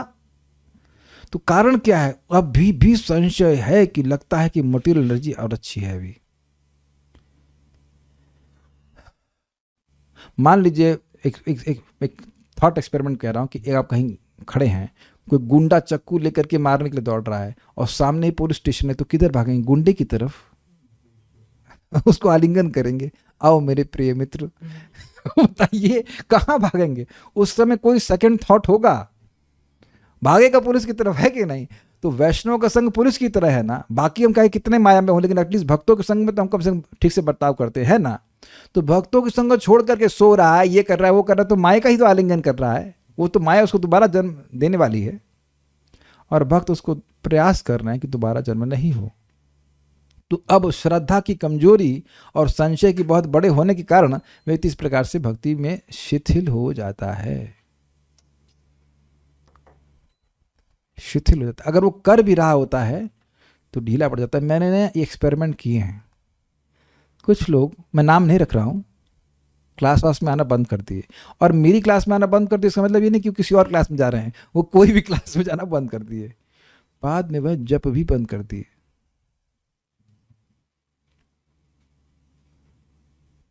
That's how it is. तो मैं खाली ये बोल रहा हूं, मैं ये सब क्यों बोल रहा हूं? क्यों बार बार हमारा ये पुष्टिकरण, वैलिडेशन जरूरी है कि हम सही पथ पर हैं? क्योंकि नहीं तो उस पथ पे हम चलेंगे नहीं, और चलेंगे तो बहुत ढीले होकर चलेंगे। Is it okay? ये एकदम it's like it's a matter of life and death in Krishna consciousness. देखिए, भक्ति करते करते आपको एक टाइम एकदम अनुभव होने लग जाएगा कि हम अपने जो कुछ भी जगत में कर रहे हैं, that is only time waste. There is no other word, is only time waste. उसको जस्टिफाई व्यक्ति तभी करता है कि जब तक जितना माया में होगा उतना उसको जस्टिफाई करेगा कि ये भी जरूरी, वो भी जरूरी है। प्रभुपाद को स्पष्ट कहते हैं self created duties. It's okay, हर व्यक्ति अपने लेवल पे रहे, लेकिन जैसे जैसे व्यक्ति भक्ति करता रहेगा उसको समझ में आ जाएगा हिमसेल्फ, सेल्फ रियलाइजेशन, कि मेरा एकमात्र कर्तव्य कृष्ण को सुखी करना है। मैं अपने किसी भी अन्य प्रयास से सुखी हुआ ही नहीं, हो भी नहीं रहा हूं और होऊंगा भी नहीं। लेकिन ये इतनी आसानी से रियलाइजेशन नहीं मिल जाता कि कल ही मिल जाएगा आपको, क्या किसी को भी। इसीलिए परसिवरेंस बहुत जरूरी है, और इसीलिए बार बार हमारी श्रद्धा का वैलिडेशन कि हम सही पथ पे हैं, ये बहुत जरूरी है। इसीलिए अर्जुन ये प्रश्न कर रहे हैं। आई होप इस इज क्लियर वाई। अजीब सी बात लगेगी ना, भगवान ने जब बोल दिया कि सारे योगियों में सर्वश्रेष्ठ वही योगी है जो भक्त है, तो फिर काहे को वह प्रश्न कर रहे हैं? इसलिए कह रहे हैं प्रभुपाद, दूसरे शब्दों में वह अपनी स्थिति स्पष्ट कर लेना चाहता है, क्योंकि वह कृष्ण के सगुण रूप के प्रति अनुरक्त है। वह निराकार ब्रह्म के प्रति आसक्त नहीं है। वह जान लेना चाहता है कि उसकी स्थिति सुरक्षित तो है ना। क्लियर? यही बात समझा रहा था मैं आप लोगों को।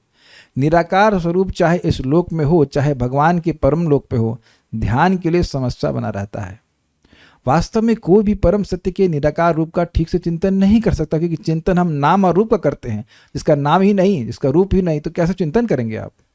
अतः अर्जुन कहना चाहता है कि इस तरह से समय गंवाने से क्या लाभ। This is very nice. See how hard propose on this people. Time क्यों वेस्ट करना चाहते हैं? टाइम क्या तुम लोमस ऋषि हो? लोमस ऋषि हो? What is this? अर्जुन को 11वें अध्याय में अनुभव हो चुका है कि कृष्ण के साकार रूप के प्रति आसक्त होना श्रेष्ठ है, क्योंकि इस तरह वह एक ही समय अन्य सारे रूपों को समझ सकता है। यस्मिन, क्या श्लोक है? जिसको भगवान को जान करके सब कुछ, सर्वम एवं विज्ञातम भवति, सब कुछ व्यक्ति जान लेता है, और कृष्ण के प्रति उसके प्रेम में किसी प्रकार का व्यवधान नहीं पड़ता। क्या समझने का प्रयास, समझिए, बहुत अच्छी बात है। देखिए, अगर यह लगा कि भगवान कृष्ण से श्रेष्ठ कोई और व्यक्ति है, तो व्यक्ति फिर अपने प्रेम को उधर डायरेक्ट करना शुरू करेगा। अगर ये एकदम स्पष्ट है कि भाई भगवान कृष्ण को जान लिए, उनको प्राप्त कर लिए, तो फिर अब और कुछ प्राप्तव्य नहीं रहा, तो आप देखेंगे कि ये सुन करके आपके मन में एक स्थिरता आती है। क्या समझ गए मेरी बात? कि भैया ज़्यादा कुछ नहीं करना है, मतलब करना ये है कि भगवान कृष्ण के चरण कमलों की प्राप्ति करनी, उसके बाद कुछ प्राप्त भी नहीं रहेगा। अब इस जन्म में तो नहीं हो रही, मैं तो मान के ये चल रहा हूँ, लेकिन जिस जन्म में भी होगी कृष्ण के चरणों की प्राप्ति करनी, उसके बाद कुछ बाकी बचा नहीं रहेगा। इट इज़ द हाईएस्ट साध्य, ये कहने का मतलब है। तो मन उससे स्थिर हो जाता है, ये बहुत इंपॉर्टेंट है। अतः अर्जुन द्वारा कृष्ण से इस महत्वपूर्ण प्रश्न के पूछे जाने से परम सत्य के निराकार तथा साकार स्वरूपों का अंतर स्पष्ट हो जाएगा। एक बात छूट गई, कृष्ण को समझने के बाद वह अन्य रूपों को समझ जाएगा, मतलब कृष्ण को समझेगा तो ब्रह्म स्वरूप समझ पाएगा और परमात्मा का स्वरूप भी समझ पाएगा और भगवत स्वरूप भी समझ पाएगा। एक बात समझ लीजिएगा कि जैसे कोई व्यक्ति सूर्य के रोशनी में है, सूर्य गोले में है, सूर्यदेव के पास में है, तो सूर्य की रोशनी क्या उसे समझ में आता है। उसी प्रकार से जैसे व्यक्ति सूर्य के सामने आता है तो वह सूर्य को देखता है और अपने को भी देखता है। जैसे मैं इस समय अपने को देख रहा हूं लेकिन सूर्य को नहीं देख रहा हूं, लेकिन जब मैं सूर्य को देखूंगा तो मैं सूर्य को भी देखूंगा और अपने को भी देखूंगा। उस प्रकार से जब किसी को अपनी बढ़ी हुई भक्ति के द्वारा भगवान का अनुभव होता है तो यह भी अपने आप अनुभव हो जाता है कि मैं कौन हूं भगवान के संबंध में। क्लियर? लेकिन अगर केवल किसी को यह अनुभव हुआ कि वह देह नहीं है, आत्मा है, तो यह अनुभव नहीं होता है कि भगवान कौन है। मैं आपको सच बता रहा हूं, IIT में मैंने एक पुस्तक पढ़ी थी योगी की। I was kind of interested. उस वक्त भक्ति के बारे में नहीं पता था, तो वो लोग कुछ आत्म साक्षात्कार के बारे में बात करते हैं लेकिन भगवान कृष्ण आते ही नहीं है। तो maybe they are some kind of self realised, लेकिन उनको यह नहीं पता होता है कि जीव कृष्ण का सेवक है। क्या आप मेरी बात समझ रहे हैं? कुछ तपस्या करके कुछ अविद्या का नाश हुआ, कुछ सतोगुण की वृत्ति हुई, तो भाई यह अनुभव हो गया कि वह देह नहीं है, लेकिन आत्मा क्या है, वह भगवान के संबंध में क्या है, वह उसकी अनुभूति नहीं कर पाते। I hope clear. लेकिन भगवान के भक्त जो हैं वह भगवान को भी समझते हैं और अपने उस कारण से अपने को भी समझते हैं, वो अपने आप हो जाता है। ठीक है, कुछ प्रश्न तो मैं ले लेता हूं। चेतना इज कॉन्शियसनेस जिससे आत्मा का अनुभव होता है, इंटेलिजेंस से नहीं क्योंकि वे जड़ है। तो चित्त का अर्थ इंटेलिजेंस हुआ। देखिए, चित्त शक्ति होती है स्पिरिचुअल एनर्जी। चित्त और उसके बाद हलंत लगा दीजिए, चित्त शक्ति। चित्त शक्ति भगवान की अंतरंगा शक्ति है। और वह जैसे आपने सुना है ना, हलादनी, संवित, हलादनी और संधिनी। संधिनी शक्ति वो होती है जिसके द्वारा भगवान अपने स्वरूप को प्रकाशित करते हैं। संवित होती जिसके द्वारा वह सम्यक रूप से वित अर्थात जानते हैं अपने आप को और दूसरे को जनवाते हैं। और हलादनी शक्ति भगवान की आनंद शक्ति होती है। तो ये तीनों को मिला करके ही चित्त शक्ति कही जाती है। ये चैतन्य चरितामृत में हम पढ़ाएंगे, लेकिन अभी आप तक समझ लीजिए। तो इस शक्ति का संपर्क जब जीवात्मा को प्राप्त होता है तो क्रमशः उसे भगवान का बोध होने लगता है। ये हरे कृष्ण मंत्र में ही चित्त शक्ति का प्राकट्य है। ओके। कुछ निराकारवादियों को कोई आनंद भी प्राप्त होता है। मैंने बताया ना कि अगर वास्तविक रूप से वह अभ्यास कर रहे हैं तो उनको ब्रह्मानंद मिलेगा, यानी कि ब्रह्म के आनंद की अनुभूति होगी, जहां पे इस जगत के दुख नहीं होंगे और शाश्वत अंश सच्चिदानंद में सत फीचर का उनको अनुभव मिलता है, लेकिन चिद और आनंद नहीं मिलता। कुछ चीज करने के बाद लगता है कि टाइम वेस्ट है, बाद में फिर वो गलती होता ही है। हमेशा नहीं होता। मुर्गा तो नहीं खा रहे हैं ना, शायद खाए हो, मुझे नहीं पता, लेकिन कुछ गलतियां ऐसी हैं जो अब आप कभी भी नहीं करेंगे जीवन में। चाय तो दोबारा नहीं पिएंगे ना। अच्छा, ऐसा कोई व्यक्ति जिसने कभी चाय पी ही नहीं जीवन में, भक्ति आने से पहले? ओके, सब लोग हाँ ठीक है, दूध के धुले नहीं है, चाय के धुले हैं। ओके, एक भक्त है, पता नहीं वो वीडियो ऑफ करके आए, कौन जाने कौन हो तुम। हम नहीं जानते, भूत हो। But I am trying to say very simple point. चाय सबने पी है, किसी ने किसी अंडे मछली भी खाया होगा, कौन, हम यहाँ पे वर्णन नहीं करना चाहते। बट कुछ चीज़ें हैं जो इसी जीवन में एकदम निर्धारित हो गया कि आप अब दोबारा कभी नहीं करेंगे, कभी नहीं करेंगे। इसलिए मैं बोल रहा हूँ कॉन्फिडेंस से, क्योंकि उनका वो सपने में भी नहीं आता हो कि चाय पी रहे हैं। हमें तो कोई वक्त नहीं बोला कि प्लीज हमें सपना आया चाय पी रहे थे, हम कभी सपने में भी नहीं पी रहे हैं। मैं आज बोल रहा हूँ तो आपको याद भी आ रहा होगा, नहीं तो चाय तो याद भी नहीं आती। तो कुछ चीज़ें हैं जो अब हमेशा के लिए समाप्त हो गई हैं, कुछ चीज़ें हैं भगवान उसको रखे हैं ताकि आप लगे रहिए। सोचिए, अगर साल भर में सारा हृदय शुद्ध हो जाता तो आप कहते ना, अहंकार आ जाता ना कि अरे मैं तो शुद्ध भक्त हूँ, है ना। ये सब बड़े बड़े साधुओं को भी नीचे घुटने टिकाने के लिए भगवान ऐसा करते हैं। They have to kneel down. Krishna it is beyond my capacity. तुमी ऋषिकेश ऋषि कदमिया कोरो हो मोरे आत्मसान गोपीनाथ। भक्ति ठाकुर जी कह रहे हैं कि हे ऋषिकेश, कृष्ण आप ऋषिकेश, मैं अपनी इंद्रियों को सीमित नहीं कर सकता हूँ। So this is why Krishna allow some struggle. एक जगह हमें आज तक हम एक बार पढ़े हैं लेकिन दोबारा मिला नहीं। भगवान की भक्ति जब कोई करना शुरू करता है तो भगवान के मन में संकल्प आता है कि इसको मैं निर्गुण बनाऊंगा, लेकिन तुरंत नहीं। अब ये चक्रवर्ती पाद की टीका में पढ़ा हूं, लेकिन कहाँ पढ़ा हूं मुझे नहीं पता। भगवान बड़े मजेदार हैं, तुरंत नहीं बनाते हैं ना। आप लोग सोचते हैं ना तुरंत बना देते तो अच्छा रहता, ना कोई लस्ट, ना कोई एंगर, ना कुछ भी नहीं आता, ना मोह, कुछ नहीं होता, लेकिन तुरंत नहीं बनाते और जाने भी नहीं देते, जाने भी नहीं देंगे और तुरंत भी नहीं बनाएंगे, धीरे धीरे धीरे धीरे करके। Krishna is like this. No, it is his same for everyone. I hope this is experience for everyone. ऐसा नहीं कि सबके अनर्थ चले गए, लेकिन हमको जो बढ़िया बात ये लगती है वो ये है कि मेरा जो अनर्थ है वो आप में से बहुतों के पास नहीं होगा। वो प्रॉपर्टी केवल मेरी प्रॉपर्टी है, और जो अनर्थ आप लोगों का में किसी का होगा वो मेरे पास नहीं है। ये आप लोग, वैसे हम लोग अनर्थ पे डिस्कशन नहीं करते कि क्या अनर्थ है, but everyone is differently attached, है ना। किसी को क्रोध बहुत आता होगा, कोई काम से अधिक प्रभावित होगा, कोई किसी का लोभ होगा, कुछ ऐसा अलग अलग होगा और अलग अलग डिग्री होगी। तो इसका मतलब क्या है? These are all externals. हम लोग इसको दूसरे अध्याय में सुन चुके हैं। प्रजाहाति यदा कामान सर्वान पार्थ मनोगतान।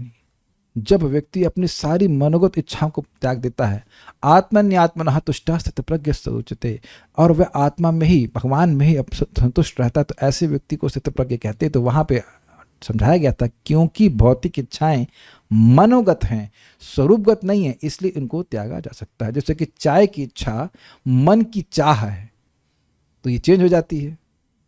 ये जीवात्मा की इच्छा तो नहीं है। जीवात्मा की इच्छा सेवा की, वह आप कभी नहीं हटा सकते हो, ओके। लेकिन चाय की इच्छा या और कोई भी कचरा है वह हट जाता है। तो करते रहना चाहिए भक्ति धीरे धीरे। श्रद्धा बनी रहेगी साधु संग और श्रवण कीर्तन से ना। नहीं, श्रद्धा से और किससे होगी? सताम प्रसंगाद मम वीर्य संविदो भवन्ति हृतकर्ण रसायन कथा तदजोषणाद आशुपवर्ग वर्तमनि श्रद्धा रतिर भक्ति अनुक्रमशति। भक्तों की संगत में, भगवान स्पष्ट बोल रहे हैं कपिल देव, भक्तों की संगत में केवल रिकॉर्डिंग से भी काम नहीं चलेगा माय डियर डिवोटीज, क्योंकि भगवान ऐसा नहीं बोल रहे हैं। It's not only recording, it will not help. बाकी जो करना चाहिए, मैं ये नहीं कह रहा हूँ रिकॉर्डिंग का फायदा नहीं, रिकॉर्डिंग हम भी सुन रहे हैं, लेकिन not only recording. I hope it is very clear. भक्तों की संगत में आकर जब व्यक्ति भगवान के यश को श्रवण करता है तो भगवान कहते हैं कि उसके कानों को बहुत अच्छा लगता है, और जब उसके अर्थ पे विचार करता है तो उसके मन को बहुत अच्छा लगता है, और इसके द्वारा उसकी मुक्ति का मार्ग बहुत जल्दी खुल जाता है। जो व्यक्ति इस प्रकार से लगा रहता है और श्रद्धा होती है भगवान में, उसके बाद धीरे धीरे बढ़ करके वह रति में उत्पन्न होता है, फिर भगवान की प्रेम भक्ति प्राप्त होती है। यही प्रोसीजर है। योग मिश्रित भक्ति और ज्ञान मिश्रित भक्ति में क्या अंतर है? देखिए, जब भक्ति मुख्य है और उसमें अष्टांग योग का सम्मिश्रण किया जाए, मतलब भक्ति पूर्ण तरह से, मतलब अभी हमको सिद्धि नहीं देगी, इसमें थोड़ा अष्टांग योग मिला जाए, कुछ आसन लगाए जाए, कुछ ऐसा किया जाए, उधर भी झुकाव है, तो अब उसको योग मिश्रित भक्ति कहते हैं। देखिए, आपने जीवन में देखा होगा, कोई आप ट्रीटमेंट ले रहे हैं तो अब यह श्रद्धा नहीं होती कि ये दवा ही केवल मुझे ठीक कर देगी, तो कुछ एलोपैथ भी लेते हैं और थोड़ा साइड में आयुर्वेद में मिला देते हैं, डिपेंडिंग कि आप आयुर्वेद में एलोपैथ मिला रहे हैं कि एलोपैथ में आयुर्वेद मिला रहे हैं, सब अलग अलग होगा। तो उसी प्रकार से व्यक्ति को लगता है कि हम केवल भक्ति करके कैसे सिद्ध हो जाएंगे, भक्ति के संग थोड़ा अष्टांग योग मिला देते हैं, तो उसको योग मिश्रित कहेंगे। एक है योग मिश्रित भक्ति, एक है भक्ति मिश्रित योग, दो अलग अलग हैं। जब अष्टांग योग में थोड़ा भक्ति मिला दी जाए कि भाई अष्टांग योग सिद्ध नहीं होगा भक्ति के बिना, तो उसे कहेंगे भक्ति मिश्रित योग, जिसमें भक्ति कम है और योग अधिक है। और योग मिश्रित भक्ति मतलब जिसमें भक्ति अधिक है लेकिन थोड़ा योग का भी मिश्रण कर लिया जाता है, ठीक है। ज्ञान मिश्रित भक्ति इसी प्रकार से, ज्ञान मिश्रित भक्ति में व्यक्ति वो था श्लोक आप देख लीजिएगा, ज्ञान यज्ञेन चापन्ये यजन्तु माम उपासते, उसको आप देख लीजिएगा, वहाँ पे लिखा हुआ है कि ज्ञान योग का आश्रय लेता है और साथ साथ में भक्ति भी करता है। तो भक्ति मुख्य है, उसमें थोड़ा ज्ञान का आश्रय ले लेता है। मैं तो पूरा दिन भूली रहती हूँ कि मैं आत्मा हूँ, पर ये याद रहता है कि भक्ति करनी है। अच्छा, तो भक्ति देह कर रहा है कि भक्ति आत्मा कर रही है? आंटी बताइए। भक्ति आत्मा करती है कि देह करती है? चली नहीं लगता है, नहीं है? हाँ है तो सही। तो बताइए, अरे भाई जब भक्ति कर रही हो तो भक्ति कौन करती है? आत्मा करती है। ये करता है जो करता है, आत्मा में पैसे नहीं लगा सकते। अगर निरंतर भक्ति में लगा हुआ है तो वो आत्मा के स्तर पे ही, एक्चुअली आप समझ नहीं पा रहे, बड़ी जबरदस्त बात प्रभुपाद कहते हैं कि देखिए निर्विशेषवादी अहम ब्रह्मास्मि हल्ला करते रहते कि मैं ब्रह्म हूँ। तो उनसे अगर पूछ ले जाए कि बेटा तुम ब्रह्म करके ब्रह्म हो तो तुम ब्रह्म के कार्य बताओ, ब्रह्म को करना क्या चाहिए, तो उसमें वे भ्रमित हो जाएंगे। और भक्त लोग ये हल्ला नहीं करते कि मैं ब्रह्म हूँ, वह ब्रह्म के कार्य में लगे रहते हैं। जैसे इस समय हम लोग आत्मा के रूप में कार्य कर रहे हैं, भगवान का प्रसाद ग्रहण कर रहे हैं तो आत्मा के रूप में कार्य कर रहे हैं, जप करते हैं आत्मा के रूप में कार्य कर रहे हैं। भक्ति भगवान की स्वरूप शक्ति का वृत्ति है और यह जीव की स्वरूपगत स्थिति है कि भगवान की भक्ति करे। तो जब आप भक्ति कर रहे हैं तो आप आत्मा की तरह ही कार्य कर रहे हैं। भले आत्मा का बोध हो या ना हो अलग से, वो अलग बात है, लेकिन वो अपने आप हो जाएगा, चिंता मत कीजिए। और यही तो भगवान ने कहा मैया सक्त मना पाता। तुम अलग से, ये भगवान भागवत में भी कहते, तुम अलग से ये सब सोचने की जरूरत नहीं कि तुम देह से पृथक आत्मा हो, बस तुम भगवान की भक्ति करो, ये बात है। संधिनी शक्ति का क्या बताया था पता नहीं, मुझे याद नहीं आ रहा। संधिनी का मतलब वह है कि भगवान जिसके द्वारा अपने स्वरूप को प्रकाशित करते हैं, जिसके द्वारा वह वैकुंठ की प्रकाशित करते हैं, पूरे वैकुंठ जगत और भगवान का स्वरूप भी उस संधिनी शक्ति के द्वारा ही प्रकट होता है। माथा मतलब और क्या कहते हैं, परदोष देखना अपराध है, ये जानते हुए परदोष दिखता है, कैसे बचे? आंख बंद कर लीजिए। आपने देखने की दिक्कत है, अगर देखने की दिक्कत है तो आंख बंद कर लीजिए। देखिए बहुत सिंपल सी बात है। अगर ये दिखना शुरू हुआ कि मैं दूसरों का दोष देख रहा हूं तो कुछ एडवांसमेंट हुआ। कुछ लोगों को दूसरों का दोष देखने में कोई दोष भी नहीं दिखता, एक बात। दूसरा, अधिक जप कीजिए। मान लो दिख भी जाए लेकिन बोले नहीं तो बहुत बढ़िया बात है ना। मतलब बेसिकली जप कीजिए, कथा सुनिए, तो अवकाश कम है कि किसी की निंदा करें। और दूसरी बात, दोष क्या है, जैसे देखिए अभी हम यहाँ निर्विशेषवादियों का दोष ही तो देख रहे हैं, लेकिन ये एक डिस्कशन हो रहा है, उनसे कोई व्यक्तिगत हमारा कोई दुश्मनी थोड़ा ना है। तो दोष किसको आप कहते हो नहीं कहते हो देखना पड़ेगा। ओके, भक्ति क्या है? अच्छा, भक्ति मतलब अपनी इंद्रियों से, व्हाट इज दैट, सर्वोपाधिर विनिर्मुक्तम तत्परत्वेन निर्मलम ऋषिकेन ऋषिकेश सेवनम भक्ति रुच्यते। सारी उपाधियों से रहित होते हुए, तत्पर भगवान के परायण होते हुए, निर्मलम और अन्य किसी प्रोसेस का मल उसमें नहीं होना चाहिए, ऋषिकेन ऋषिकेश सेवनम भक्ति रुच्यते। ज़्यादा नहीं, सिंपल बात है, अपनी इंद्रियों से भगवान ऋषिकेश जो इंद्रिय के स्वामी हैं उनकी सेवा करना भक्ति है। अच्छा, दूसरा पूछ रहा है, इन मिश्रित भक्ति से व्यक्ति किस गंतव्य को प्राप्त होते हैं? आपको जाना है? नहीं जाना है तो ऐसे फर्जी प्रश्न करें, तो ऐसे फर्जी प्रश्न के लिए 500 रुपये जमा कीजिए। आप अकाउंट नंबर ले लें, 500 रुपये जमा करें, फिर मैं बताऊंगा। अरे क्या जरूरत है भाई, आप शुद्ध भक्ति के द्वारा भगवान के धाम की प्राप्ति करेंगे, जानिए। मैं पूछूंगा, चाहिए बताएं, हम नाम नहीं समझ रहे होंगे मैं किसने प्रश्न किया। ये जयपुर से लेकर के असम का रोड डिस्टेंस कितना है जरा बताइए। आप कहेंगे प्रभु जी जाना है कि नहीं जाना, नहीं ऐसे ही पूछ रहा हूँ। तो ऐसे ही पूछ रहा है, क्या जरूरत है? शुद्ध भक्ति को प्राप्त करके व्यक्ति भगवान की प्राप्ति करता है। युक्त वैराग्य किसे कहते हैं? ये सब लोग क्या पहली बार आए हैं? सब लोग तो सीनियर डिवोटीज हैं, ऐसे प्रश्न कर रहे हैं। देखिए बहुत सिंपल है, अनासक्त विषयान यथार्म उपयुक्तः निर्बंध कृष्ण संबंधे युक्त वैराग्य मुच्यते। अनासक्त विषयान, विषयों में अनासक्त रहे, उनको भोगने में ना लगे। यथाहारम उपयुंजता, जितना उनका उपयोग है उतना वह उसको यूज करे। जैसे सिंपल सी बात है, लैपटॉप है, अब लैपटॉप पे पिक्चर भी देखी जा सकती है, लेकिन इसी लैपटॉप से प्रचार हो रहा है, तो अब प्रचार में इसका उपयोग हो रहा है तो इसको उसलिए यूज करना, भगवान की सेवा में यूज करना है, तो इसको युक्त वैराग्य कहेंगे। निर्बंध कृष्ण संबंधे, कृष्ण के संबंध में अगर किसी वस्तु का उपयोग हम करते हैं तो उसे युक्त वैराग्य कहते हैं। देखिए जैसे अभी मैं बहुत बार अपने हेल्थ को करते काफी कॉन्शियस रहता हूँ कि मैं, ये क्या हुआ? आवाज़ आ रही है शायद? हाँ, हेल्थ ज़रा सी भी ऊपर नीचे होती है तो फिर हम भजन नहीं कर पाते हैं। तो हेल्थ ठीक रखने का प्रयोजन है ताकि हम भगवान की भक्ति कर सकें, तो ये युक्त वैराग्य है। बाकी शरीर से तो कोई क्या है, इसमें कौन सा अच्छा चीज़ है। सुबह जब हो जाता है फिर शाम को कभी अनर्थ आ जाते हैं। अच्छा, तो दिन भर नहीं रहते साथ में, ऐसा कैसे बचे प्रभु जी? अनर्थ चले गए क्या आपके, जो आप आ जाने की बात करते हैं? It's a very big question. इतनी आसानी से चले जाएंगे क्या? ये गुंडे अनादिकाल से हम इनको पाले हैं, काम, क्रोध, लोभ, मोह, मद, मात्सर्य। परम पूज्य देवामृत महाराज कहते हैं, you have worked so hard to make your mind wild. तुमने इतनी मेहनत की अपने मन को पागल बनाने में, अनादिकाल से लगे पड़े हो, तो क्या एक जन्म दिए बिना भी तुम ठीक हो जाओगे? देखिए, आप लोग बात को बिल्कुल भूल गए हैं शायद। हम लोग 9.30 में सुने थे, क्या श्लोक था, अपिचेत सुदूराचार वाला श्लोक था। तो वहां समझाया गया था कि कोई, उसके आगे वाले श्लोक था, नामे भक्त पठति, उसी में टीका में था कि जैसे कोई योद्धा है, वह युद्ध कर रहा है, तो उसको बाण लग सकते हैं, लेकिन वह उस बाण से परास्त नहीं हो जाता है, वह युद्ध करना जारी रखता है। अंतर समझ रहे ना बात?